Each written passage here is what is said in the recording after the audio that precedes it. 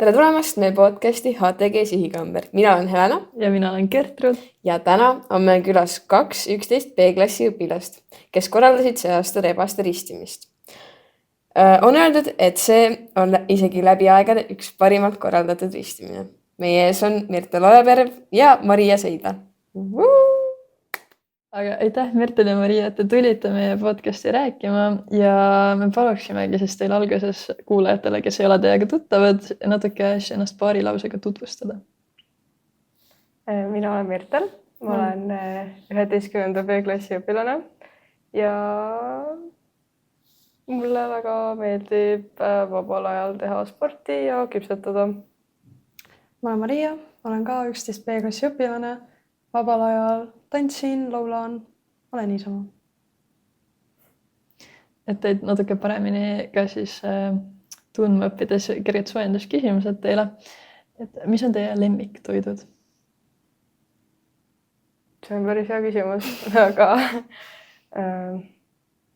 nagu otseselt lemmiktoitu ei ole, et mulle väga paljud erinevad asjad meeldivad, aga kui valida saaks, siis mulle väga meeldivad krevetid ja tume šokolaad. Siuke 70%. Koos ka või?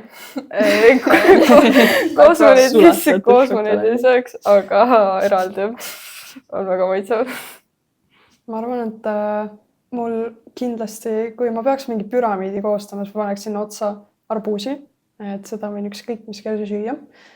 Aga muidu nagu suurtemate toitudega niimoodi, et vahepeal käivad mingid faasid, et mul näiteks praegu on pastasalat, võiks seda iga päev süüa ja nagu muu järel üldse ei isuta.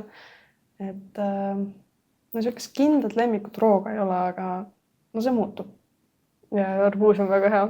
Paneks sinna arbuus, maasikad, siis mingi krevetid sushi ja siis tume šokolaad. Päris hea nagu suvepakk, nagu see starterpäev. Aga natuke teisest vallast. Milline oli teie lemmik lapsepõlve multikas? No mulle väga meeldis Ootosa. Ikka veel kummitab see tunnusmuusika seal. Aga no, suvevaheaeg sealt Kiitsoonist oli ka päris hea.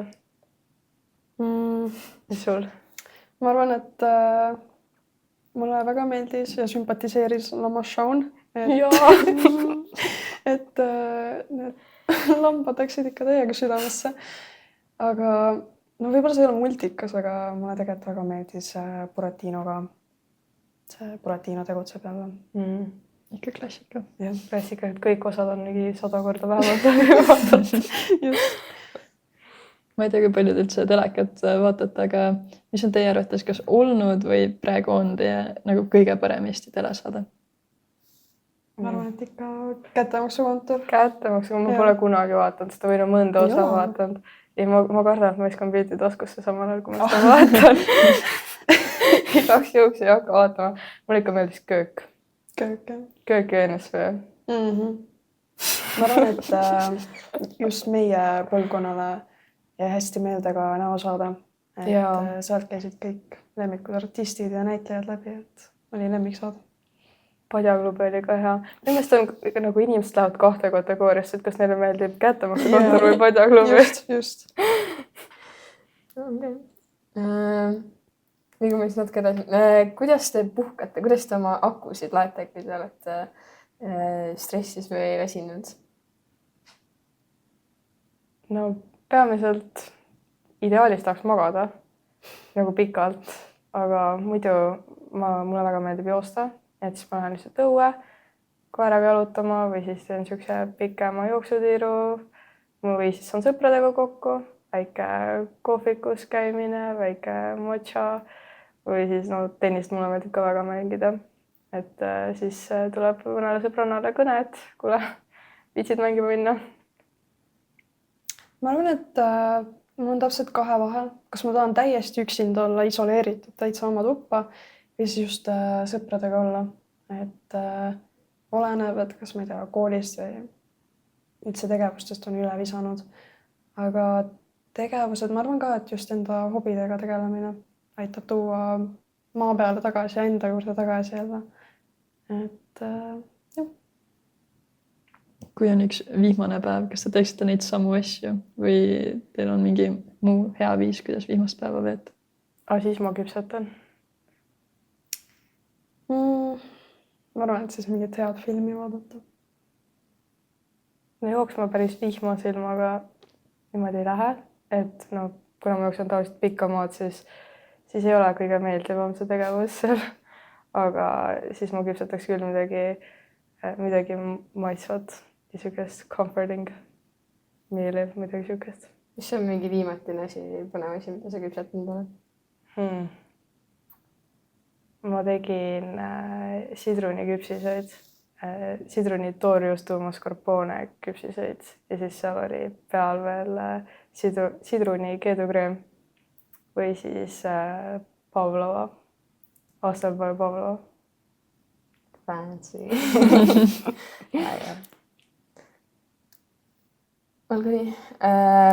See oli siis väike siuke sissejuhatav, et natuke õppisime teid rohkem tundma. Et sul on veel küpsetada ja nii. Aga asume asja kallale. Ega siin ei ole aega niimoodi pikalt rääkida. Et me täna olete siin, et rääkida rebaste ristimisest, mida te see aasta korraldasite. Aga enne kui me selle juurde jõuame, siis kuidas te üldse jõudsite sinna? Et kui te tulite Treffnerisse eelmine aasta koos meiega, siis kuidas teie klass alguses esimesel kuul läbi sai? Jah. Ma arvan, et eks kõigi jaoks oli algus pisut hirmutav ja tundus päris raske võib-olla sisse kohaneda, aga kohe, kui hakkas see kogu retsi lugu pihta, siis kuidagi ärkasid mingid siuksed eestvedajad, hakkasid panema mingeid tegevusi paika, et teeme seda, saame seal kokku, hakkame sellega tegelema. Ja selle käigus ma arvan, et eks kõigil läks see hirmutunne natuke üle ja tekkis tunne, et jess, tore on koos midagi teha ja võidame selle retsi ära ja. Ja ma mäletan ka seda esimest kokkusaamist meie klassiga, kus me siis klassivenna poole läksime. Et juba seal oli, keegi tundnud ennast üksteist põhimõtteliselt, juba seal oli tunda seda ühtsust ja seda kokkuhoidmist. Kas see võib öelda siis, et kuidagi see võidu või himu võib-olla äkki tõi teie klassi kokku, kui rebaste ristimisega tekkis see ka klassivõim? Ma arvan, et võib täitsa öelda küll, sest et meie klassijuhataja klassidest siis mitte ükski klass pole kunagi kaotanud, kõik on alati võitnud. Et siis klassijuhataja ütles ka, et mitte, et teile siis pinget peale panna, aga et minu klass on alati võitnud. Ja võib-olla juba sealt tekkis meil see motivatsioon ja tahe, et me tahaks ka siis ikkagi võita ja aga sealt tuli ka see kokkuhoidmine. Ma arvan, et Hilda Brandt tegi väga head tööd ka sellega, et kõigiga tuttavaks saada ja panna üksteisega tutvuma, et tema kogu alguses tekkis see tunne, et oled siin koolis teretulnud ja on ühine eesmärk, milleni töötada ja tuleb tore 3 aastat. Mis nippe ta kasutas? Kas ta pani teid mingeid ühisülesandeid tegema või kuidagi taolist? Ta muidu ise on hästi täpne ja korrektne ja ta teeb hästi palju tööd ise ka koolist eemal, aga samas just selliste ülesannetega nagu ristimine, ta jättis kõik otsad meie kätte, kõik meie otsustada, et tekitaski sellise mõnusa keskkonna, et inimestel tekiks see motivatsioon. Kui me nüüd lähme edasi selle ristimise juurde, siis kuidas teie klass need ülesanded ära jaotas või kes neil olid need eestvedajad või kuidas te üldse lähenesite sellele ristimise protsessile? Ma mäletan, et tantsukava me üritasime alguses siis kõik koos tüdrukutega seda teha, et poisid lihtsalt tirisime kaasa kõigega, mis me siis tegime ja siis lõpuks peamiselt siis meie ja siis Helena lihtsalt kirjutasime klassigruppi, et nüüd kõik aulasse ja siis hakkasime lihtsalt seda tantsu neile otsast õpetama ja siis sealt niimoodi läks. Ja selles mõttes Nagu oli päris mitmeid eestvedajaid, näiteks üks tüdruk Mareli, tema võttis kohe lipuasja ette. Ma kirjutasin ka, et andke märku, kes tahaksid selle räpiga tegeleda, panime pundi kokku, hakkasime selle pundi kokku saama. Siis ma arvan ka jah, klassivanem, poisid, et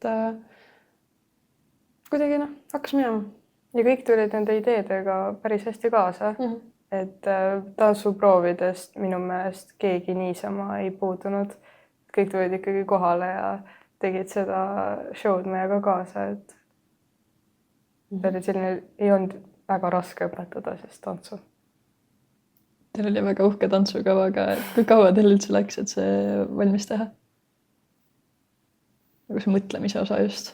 Mäletan pärast sügispikniku me hakkasime seda mõtlema ja seal olid siis esimesed tantsuliigutused, mis me välja mõtlesime ja siis me ikka iga vahetund üritasime midagigi teha. Et kas või natukene tantsu välja mõelda, aga meil oli pigem see, et me mõtlesime seda kogu aeg koos. Et me nagu ei mõelnud liigutusi enne ette ja siis õpetanud klassile, vaid me olime kõik seal võimlas ja siis koha peal genereerisin neid liigutusi. Et siis nagu see võttis selle tõttu ikka päris kaua aega ja siis me mingi päev enne ristimist ka veel harjutasime seda kaua ja. Nojah, aga töötas. Töötas jah. Vahev kulus ära kõik. Aga kas siis teie klassis on nagu, ütleksite, et teil on nagu seda aktiivseid tegijaid ja kes nagu initsiatiivi näitavad, on selliseid inimesi palju, et on sellelt lihtne korraldada asju või? Eks 10. klassis kindlasti paljudel oli see soov ka tõestada või sellises uues olukorras on natuke tunne, et pead näitama, kes sa oled ja teistele ennast natuke tõestama. Et võib-olla see aktiivsus on natukene maha või taandunud, mis ma arvan, et on loomulik, sest et kõikidel tulevad oma tegevused, asjad ette, UPT. Aga siiski, kui mingi üritus, võistlus on, siis ikkagi saame motivatsiooni käima ja asja korda.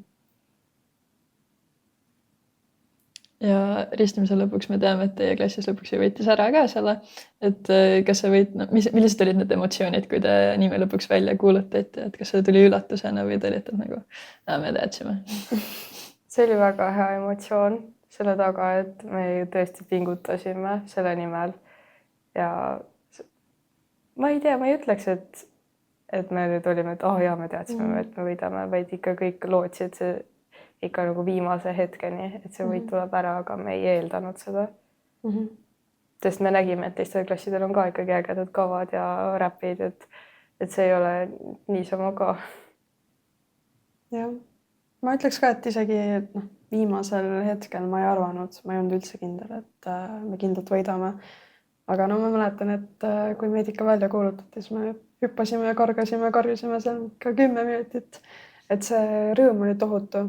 Ja see on nii huvitav mõelda nüüd, et ei olnud nii suur asi, aga tegelikult selles hetkes see tundus tõesti, et nii võimas ja nii äge. Et väljastpoolt treenerid, ma arvan, et teised inimesed ei saaks üldse aru, et mida nad hüppasid ja karjusid seal nii palju. Just. Ja kogu see vaev, mis nagu oma klassiga oled näinud, siis see lõpuks nagu kandis vilja, ma kujutan ette, et see vist päris enne on.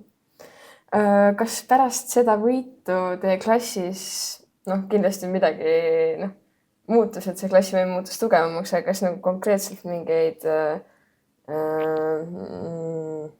kuidas ma nüüd ütlengi, kas midagi konkreetselt nagu veel muutus või see lihtsalt säilis motivatsioon ja asju korraldada, nagu läks edasi või?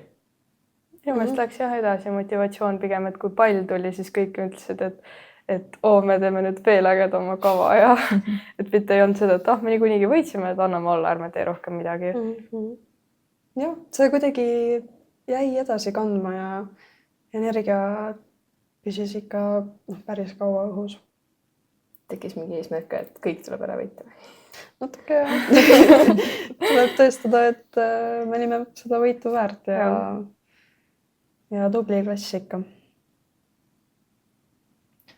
ristimise võitjatele jääb siis ülesanne, et järgmise aasta noortele rebastele ka siis korraldada ja noh, kogu sellele klassile, et miks just teie olite need enda klassist, kes valisid siis, et te teete enda UPT-na selle? jah, et meil tuli lihtsalt idee, et tahaks Eesti kohta midagi teha, et varem ei ole kunagi tehtud seda ja just, et see oleks hea ja ainulaadne võimalus kasutada ära sellist ideed ja teemat ja just rõhutada siis oma kodumaad ja isamaalisust. Ja siis ütlesingi Mariale, et kuule, mis sa arvad, kui me teeks koos, et võtame Pärteli ka appi ja sest noh, meil kolmekesi on koostöö väga hästi sujunud juba ja me teadsime seda ette, siis mõtlesime, et miks ka mitte. Ja siis me läksimegi, ütlesime Hildele ja sealt siis kõik sündiski. jah, natuke oli see, et kes ees, see mees ja olime esimesed, kes pakkusid ennast ja siis ka hakkasime asja ajama. Oli konkurentsi ka, et pärast tuldi ütlema, et ai, ma oleks ise tahtnud seda. Pärast tuldi ja öelda, et ma oleks ka tahtnud teha seda, aga siis mõtlesin, et noh, seekord jõudsime ette. jah, on ka mingid boonused, et näiteks meil ei olnud võimalus olla klasside jumalad, aga teistel siis võib-olla oli natuke rohkem võimalus siis nagu nautida päeva rohkem. Aga kust algas siis see korralduslik pool, et mis oli, millal te üldse hakkasid esimesi nii-öelda ettevalmistusi tegema? Me hakkasime üsna varakult juba, vist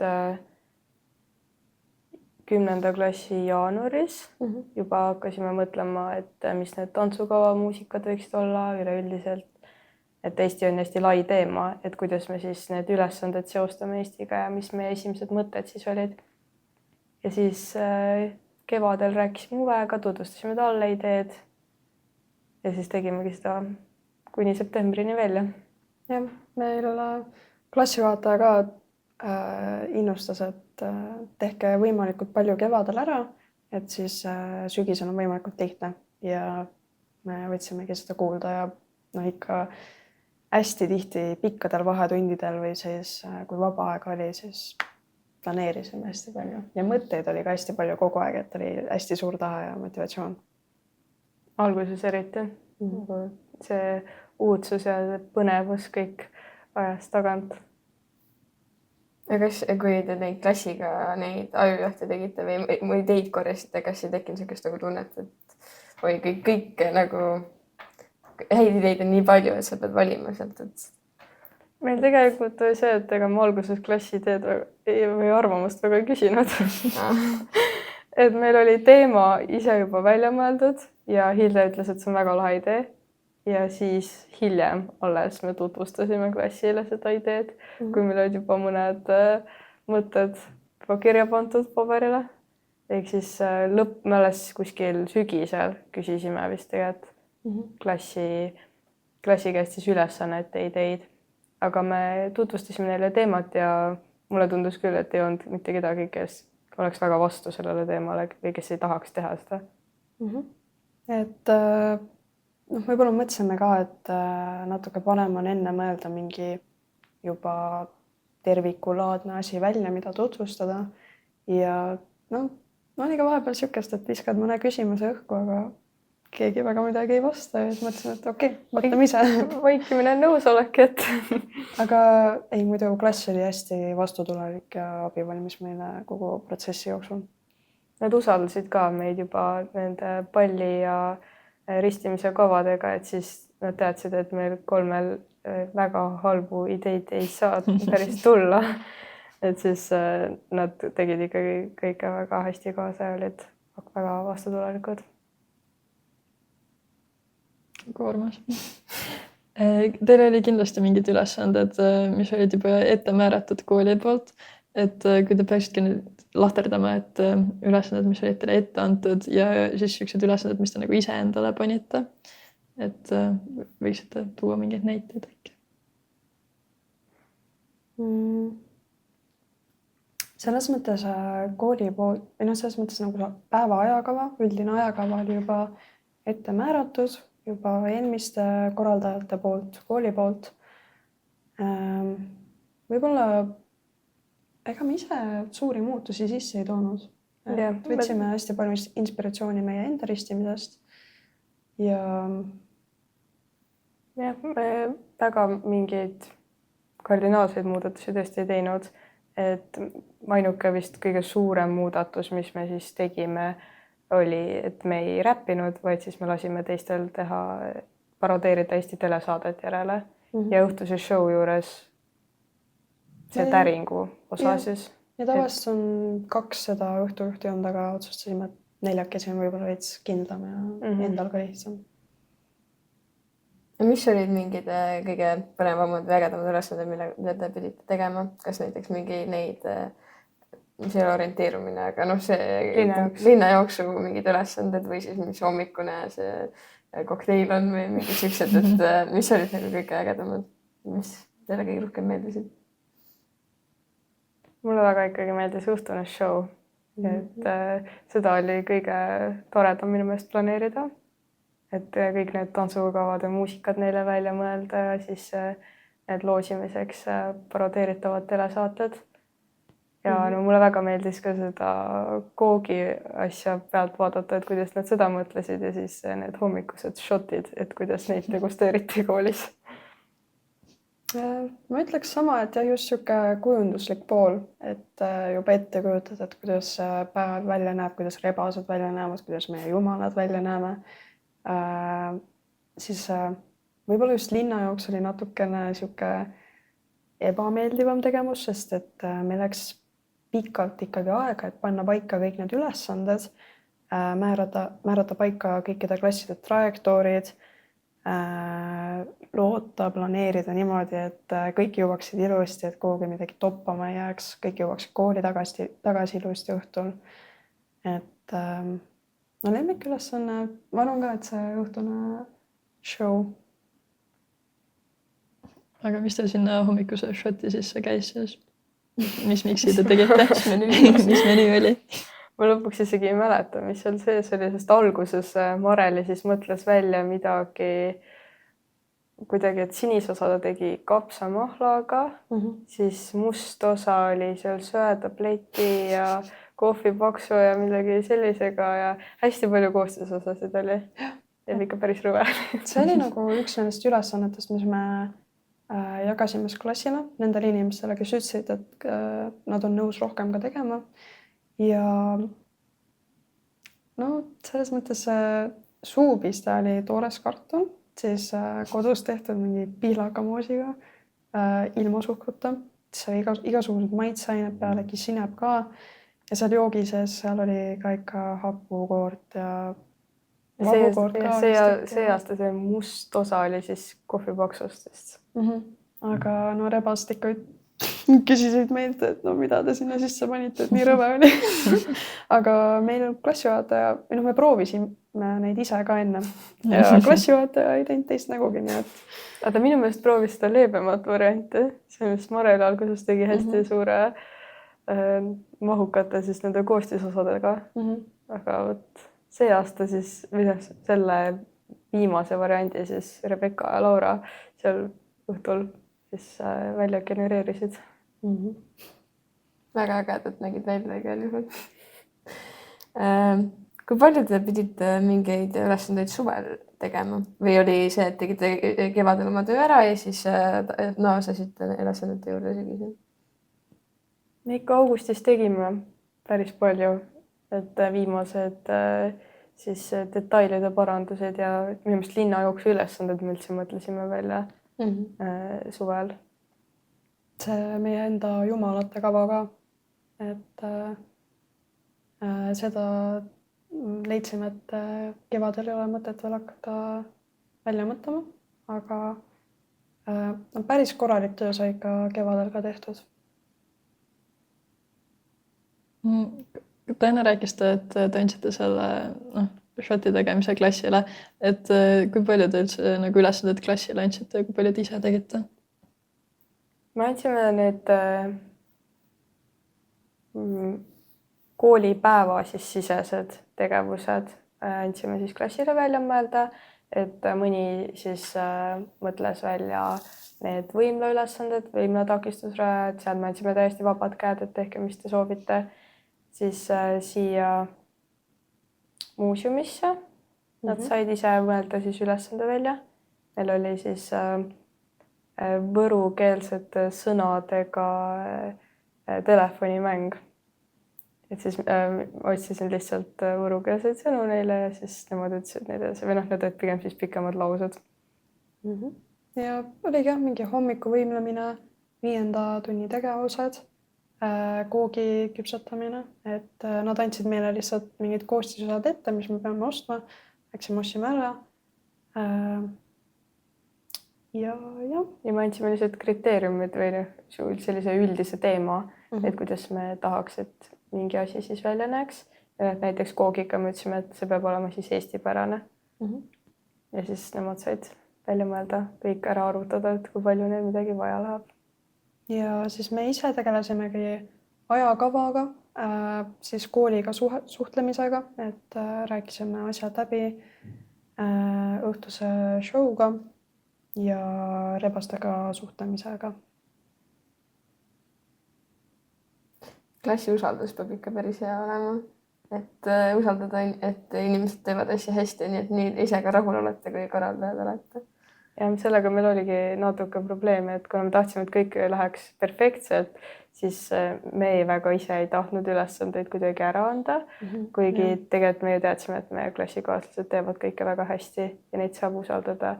Aga ikkagi tekkis mingis osa, et aga see on ju siis minu UPT, et kuidas ma annan need ülesanded talle ära, kui ma peaksin seda nagu ise tegema.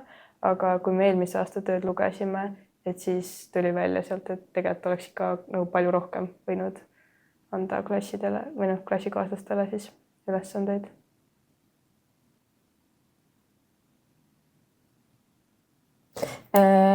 Okei, me naasme veel siia natukene, aga kui kiired ja mahukad olid just teil ja võib-olla klassil ka siis need paar päeva enne üritust, et ettevalmistused küll nagu saad teha ette, aga ürituse enne sa pead ikkagi ju päris palju seda ikkagi organiseerima, et kui tihedad need päevad olid, magada ka saite? Minu meelest olid väga tihedad ikkagi, et ma viimasel öösel hakkasin siis kõiki neid kohtunikke ja siis linnajooksupunktides olevate inimeste tabeleid ümber tegema ja välja printima ja siis vaatasin, et seal on ikka päris palju vigu sees ja et see ei klappi hindamissüsteemiga ja siis ma ikka olin kella 2-ni üleval ja enne 6 oli äratus. Ma mäletan ka, et hüppasid igalt poolt mingid sellised ülesanded välja, millele üldse ei osanud enne mõelda. Ja ma arvan, et võib-olla klassi jaoks nii stressirohke ei olnud, aga ma mäletan, et ikka septembrikuu jooksul iga päev oli vaja midagi teha ja tegeleda ja ka rebaste videofilmimine.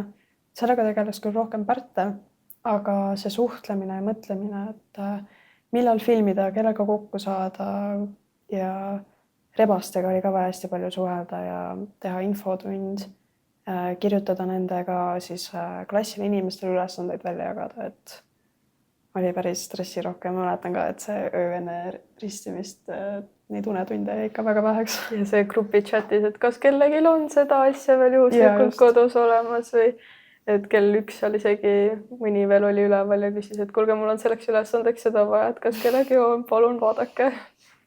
Jah, et mõndade asjadega natuke oli siuke tunne, et nagu, kas seda ikka saab teha, kas ikka nagu tuleb kokku, aga midagi hullu ei juhtunud, et kõigele leidis lahenduse ja kõik tuli ikkagi ilusti kokku.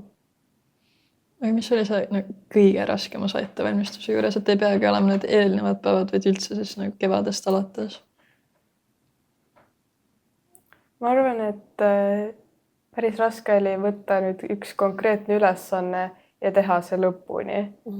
Et seda aja planeerimist oli päris raske kuidagi paika saada, et ma nüüd võtan need ülesanded ette ja ma mõtlen need lõpuni, et päris täpselt ei saanud aru ka sellel hetkel, et mida ma nüüd tegema pean. Et nüüd tagantjärele saaks aru, et okei, ma võtan nüüd ette, ma teen ära need hindamispaberid kõikidele ja nüüd ma mõtlen need küsimused välja, aga reaalsus oli see, et kogu aeg oli selline rööprähklemine, et edasi-tagasi võtan nüüd selle ülesande, siis teen natuke seda teist.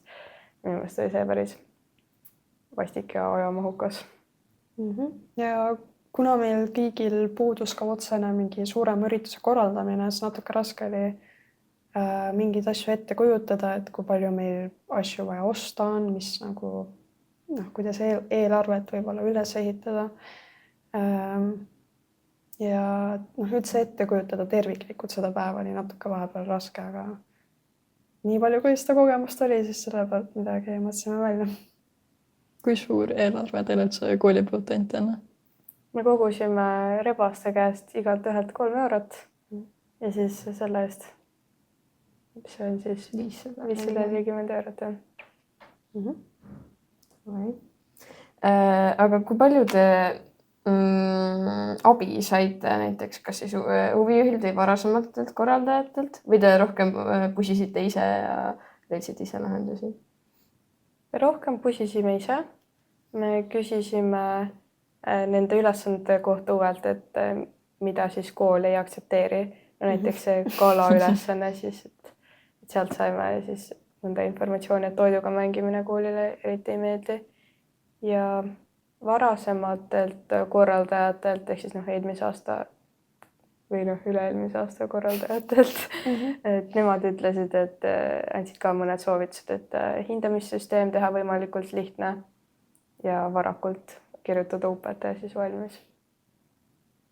Mis oli kala ülesanne? See, et sul läheb siis surnud kala märjalt siis pluusi vahelt läbi. Terve klassiga. Ja siis aeg pannakse käima ja siis see mitu korda see kala pluusi alt läbi käib, et siis nii mitu punkti saad. See oli selline traditsiooniline ülesanne kunagi. Aga jah, oligi, et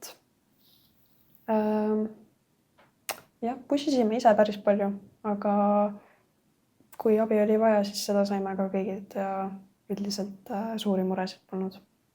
Ja no muidugi Kaur Markus, kes siis kõik need üles filmis, need videod ja õhtusshowd ja helimehed ja valgustus, kõik nemad olid ikka suureks abiks, et muidu see show poleks absoluutselt selline välja näinud.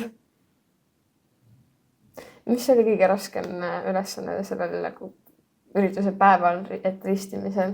Et jah, mis tekitas kõige rohkem võib-olla siis mingeid probleeme või tekkis mingi üllatus, et mingi takistus esines?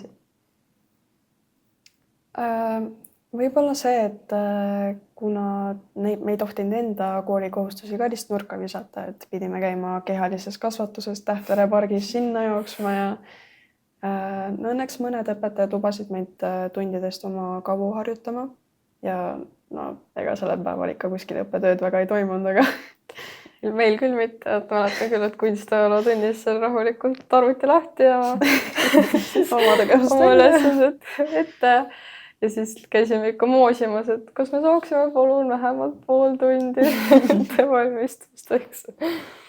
Ja siis võib-olla ka kõige hirmsam hetk oli äkki enne õhtust show'd, sest et oma peas olime välja planeerinud, kuidas nagu kõik lauaasjad võiksid täpselt välja näha. Panime asjad püsti, saime aru, et jube kole näeb ikka välja, et kohutav, et see niimoodi ei saa asja teha. Lõpuks saatsime vähemalt 3 korda Joosepi poodi, et too teipi ja püsisin püsti ja.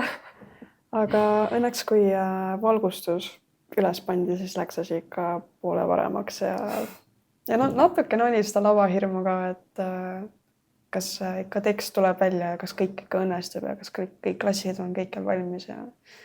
Aga minu meelest kõige hirmsam koht oli see, kui me pidime oma kava esitama ja siis, kui mõni oli kadunud, Karli tool oli kuskil suvalises kohas ära läinud, puud lendasid samal ajal küljest. Mul ei tulnud enne tantsukava, ei tulnud veel särk seljast ära, nii et siis kõik. Siis oli küll selline tunne, et appi, mul on 2 tundi maganud.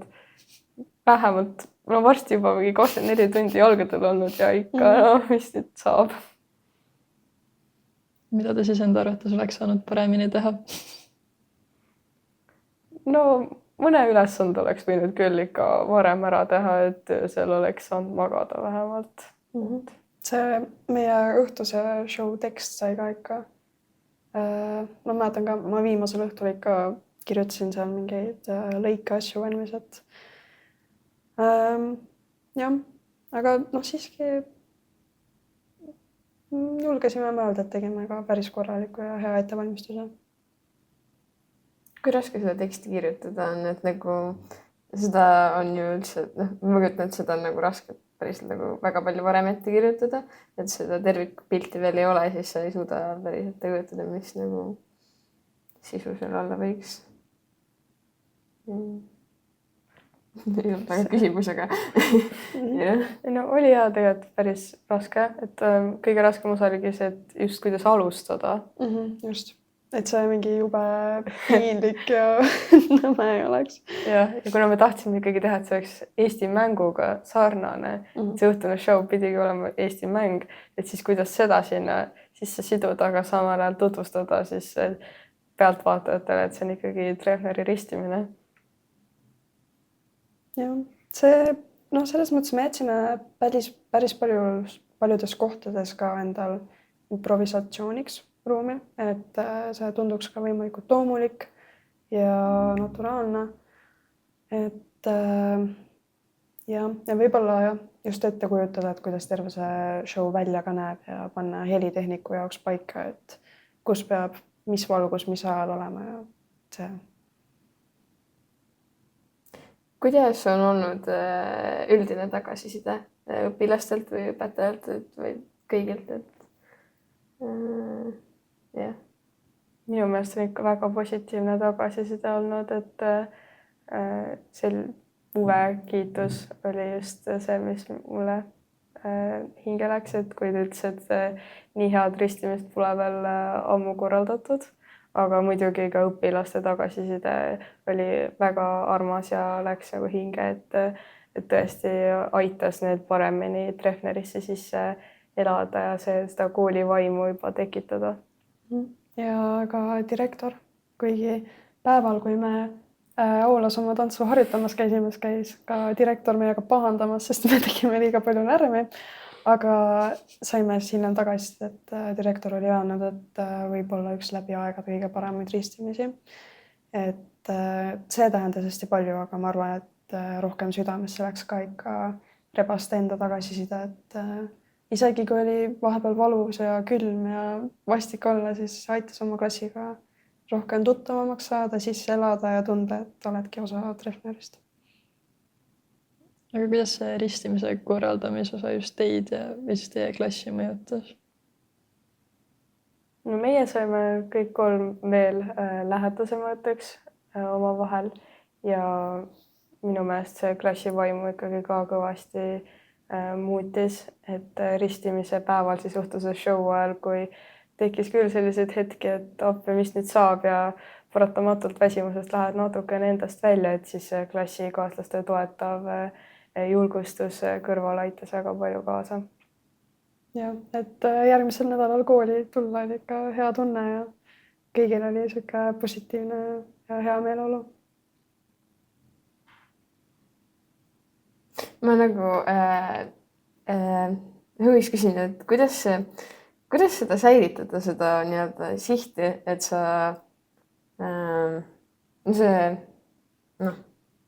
lihtsalt mul täna sõnad ei tule välja, aga põhimõtteliselt, et teil oli idee ja te teostasite seda väga hästi, et kuidas teil see jätkus motivatsiooni ja seda sihti, seda asja nii hästi teha ja kuidas mitte nii-öelda allaandmise tunnet sellest üle saada?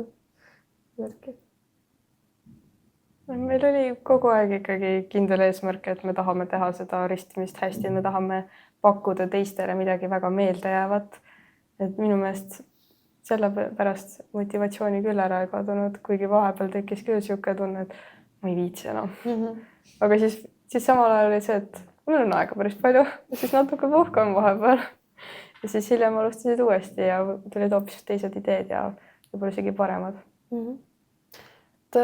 No ma natukene võib-olla tundsin seda survet just, et tegelikult me vastutame päris paljude rebaste eest, et ei taha kellelegi pettumust valmistada ja sooviks ikkagi võimalikult hea lõpliku tulemuse siis nagu kokku panna.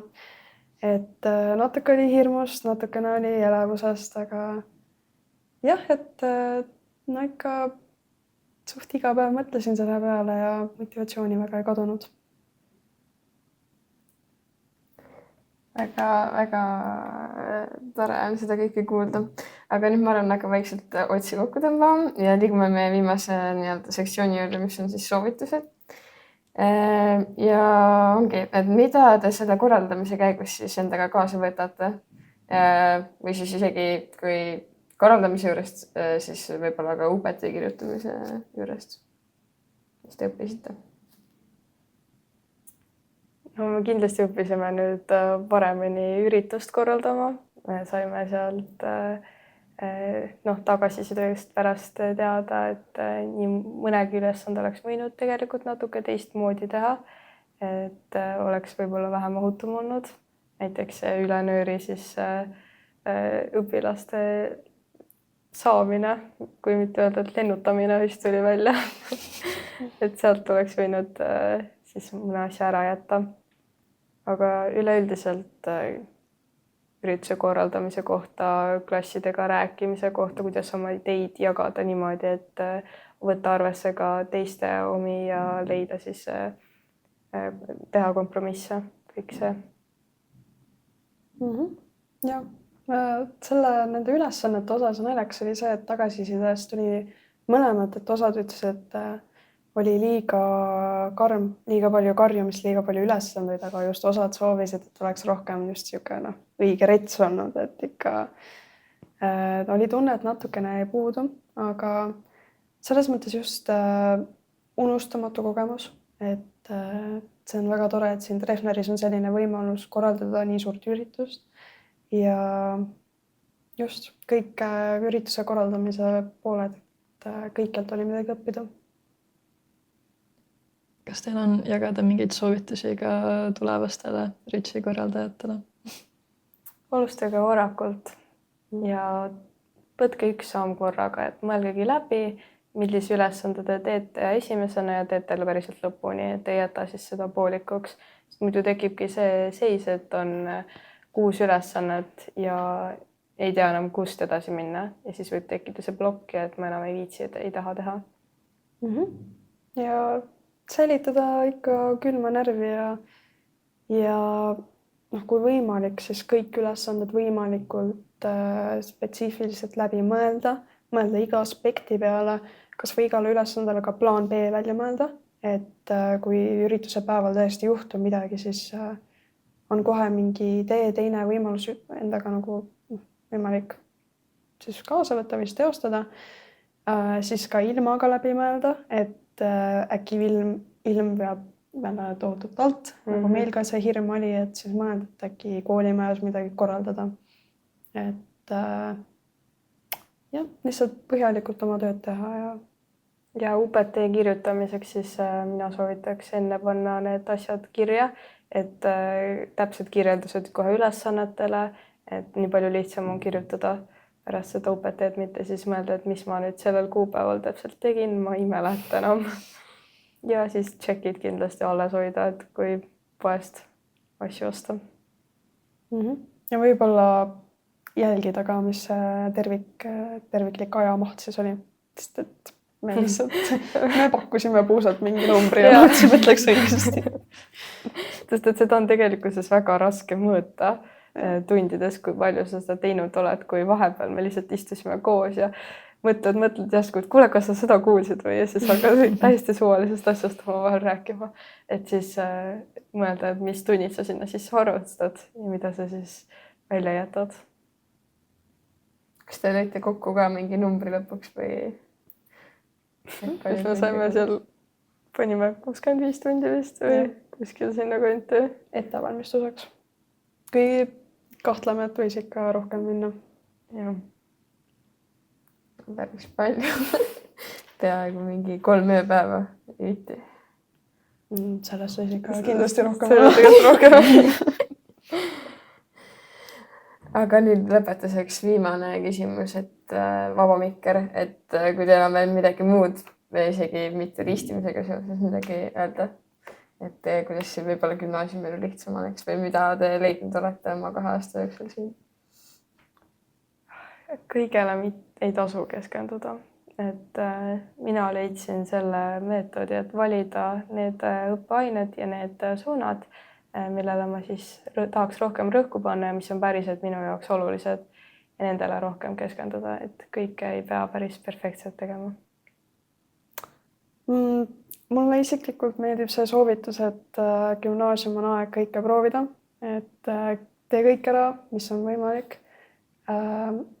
Siis kindlasti ka võib-olla mitte võtta nagu kõike nii tõsiselt, et olla rahulik sellega, et kogu aeg ei peagi midagi tegema, et on hästi oluline ka puhata, teha asju ka kooli kõrvalt, et kool ei ole kogu elu, et leida õige balanss, et sa saaksid korralikult magada, korralikult puhata, aga samas ka koolile keskenduda. Jah, ma arvan, et see mõtteviis on väga hea, et leida tasakaal, et kõik ei ole tõesti nii suure tähtsusega, et just praegusel hetkel nautida ka oma sõpradega koos aega ja võtta just nendest uutest võimalustest kinni. Ja tegelikult, kui on ka tunne, et mingi ülesanne, mingi aine, mingi kursus, no täiesti võimatu, elu sees ei tule toime sellega, siis tegelikult kõigega tuleb ikkagi lõpuks toime.